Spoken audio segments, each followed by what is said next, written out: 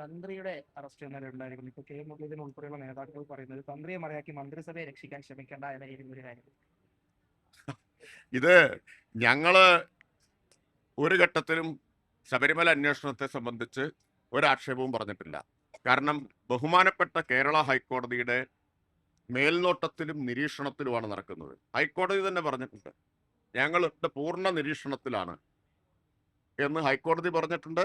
ശരിയായ ദിശയിലാണ് എന്ന് കഴിഞ്ഞ ദിവസമാണ് കോടതി പറഞ്ഞത്.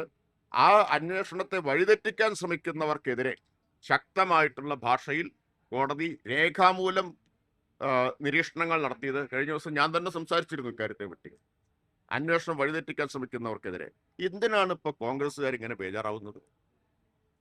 ഇപ്പൊ പാരഡി പാടിയ ഉത്സാഹം കാണുന്നില്ലല്ലോ, പരിഭ്രാന്തിയാണല്ലോ കാണുന്നത്. ആരെ രക്ഷിക്കാൻ വേണ്ടിയായിരുന്നു SITക്കെതിരായി പ്രതിപക്ഷ നേതാവ് ചാടി വീണ് ആരോപണം ഉന്നയിച്ചത്? ഹൈക്കോടതി മേൽനോട്ടത്തിൽ നടക്കുന്ന അന്വേഷണത്തിൽ ഹൈക്കോടതിക്ക് മുകളിൽ പ്രതിപക്ഷ നേതാവിന്റെ നിരീക്ഷണത്തിലാണ് നടത്തേണ്ടത്.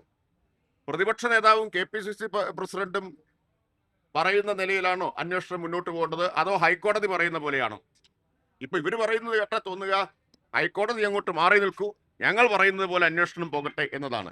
കുറച്ച് പരിഭ്രാന്തിയുണ്ട്, അത് വ്യക്തമാണ്. പരിഭ്രാന്തിയുണ്ട്. നോക്കാം, നമുക്ക് കാര്യങ്ങളെല്ലാം എങ്ങനെയാണ് വരിക എന്നുള്ളത് നോക്കാം.